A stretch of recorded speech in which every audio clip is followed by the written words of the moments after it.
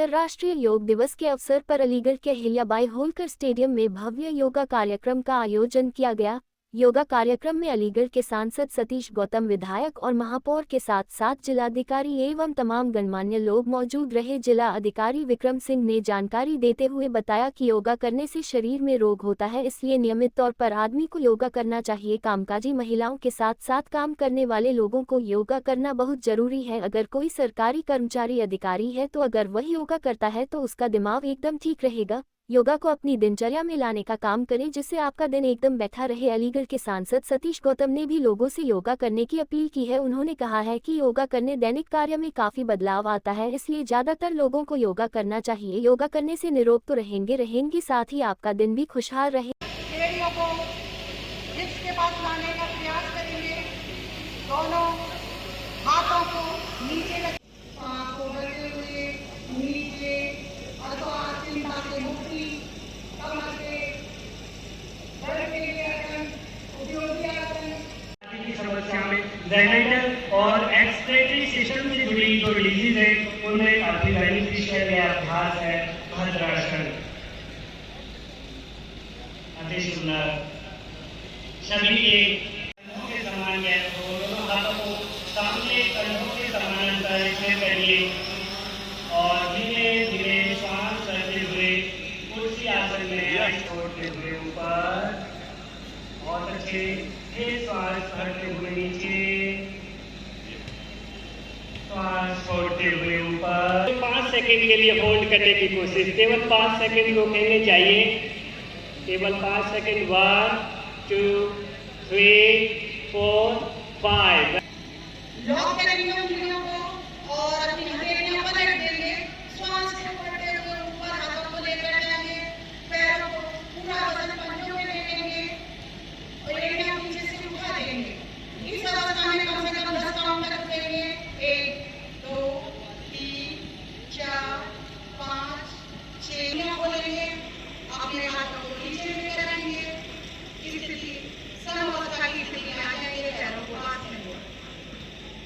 धीमे धीमे दोनों हाथों को दाएं बाएं से नमस्कार स्थिति में, इस आसन को भगीरथ आसन भी बोलते हैं। संतुलन बनाए रखिए। संतुलन बनाए रखने के लिए सामने किसी एक पॉइंट को स्थिर करिए और 10 सेकंड के लिए केवल रुकने की कोशिश। 1 2 3 4 5। आ जाइए वापस धीमे। अंतर्राष्ट्रीय योग दिवस के मौके पर योग किया, सर क्या कहेंगे, सर क्या संदेश देना चाहेंगे? देखिए, पूरे विश्व में आज योगा दिवस मनाया जा रहा है और ये हमारे लिए ज़्यादा सम्मान की बात इसलिए है क्योंकि योग की जो जन्मभूमि है वो हिंदुस्तान है, भारतवर्ष है और माननीय प्रधानमंत्री जी के आह्वान पर पूरे विश्व ने योगा दिवस को अपने करिकुलम में अपनाया है। आज न केवल हिंदुस्तान में बल्कि विश्व के प्रत्येक देश में निर्जन स्थानों में भी जहाँ पर जो है वहाँ पर वो योगा कर रहा है। योगा का महत्व केवल और केवल शरीर स्वस्थ रखने तक सीमित नहीं है, ये आपकी सभी जो आपका जितनी यौगिक क्रियाएं हैं वो अगर आप अपनी दिनचर्या का, अपनी चर्या का हिस्सा बनाते हैं तो आपकी जो वाइटल एनर्जी है वो चैनलाइज होती है, जो आपकी जैविक ऊर्जा है वो चैनलाइज होती है और कोई भी टारगेट प्राप्त करने में, बच्चे अगर पढ़ाई कर रहे हैं तो पढ़ने में, सैनिक अगर युद्धाभ्यास कर रहे हैं तो उनके युद्धाभ्यास में, अधिकारी अगर कोई कार्य कर रहे हैं तो उनको कार्य करने में, वकील अगर अपने मुकदमों की तैयारी कर रहे हैं तो उसकी तैयारी में, अगर कोई गृहिणी भोजन पका रही तो भोजन पकाने में भी उसको ज़्यादा कुशलता से संपादित करने के लिए आवश्यक है कि वो अपना यौगिक अभ्यासों के माध्यम से अपना कंसंट्रेशन बढ़ाएं, अपनी ऊर्जा को, समेकित ऊर्जा का उपभोग करें। लेकिन मैं फिर कहूँगा कि केवल कुछ आसन कर लेना मात्र योग नहीं है, हमें इसको थोड़ा बृहद पैमाने पर अब समझने का वक्त आ गया है।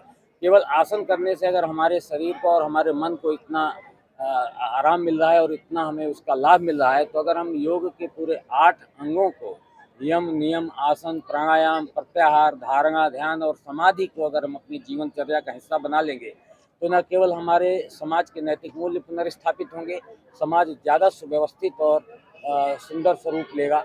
मैं तो कहूँगा कि आज ही हम संकल्प लें कि अगर हम सभी अष्टांगिक 8 अंगों को एक साथ नहीं अपना सकते तो फिर यम के केवल एक भाग को, सत्य, हिंसा,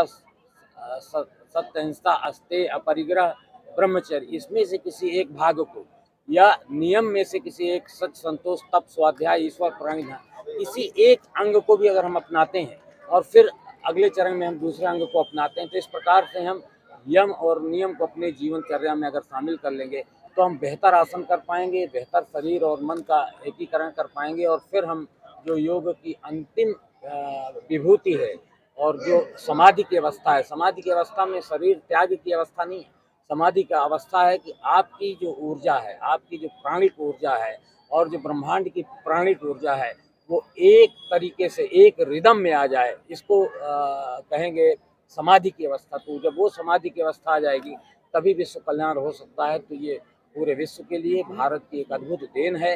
इसमें धार्मिक से ज़्यादा आध्यात्मिक और आध्यात्मिक से भी ज़्यादा वैज्ञानिक पहलू छिपे हुए हैं। तो हमको इस रूप में इसे समझना है।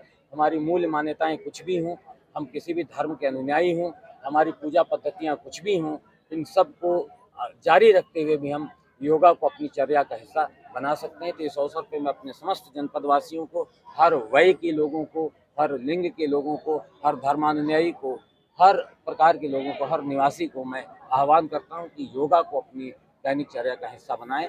आज के योगा दिवस पे आप सभी लोग आज योग दिवस पर आपने योगा किया, क्या कहेंगे? बहुत ही एक अनूठी पहल है हमारे प्रधानमंत्री द्वारा, जो हर घर योग के माध्यम से इंडिया में नहीं पूरे वर्ल्ड में इस चीज़ को फैला रहे हैं।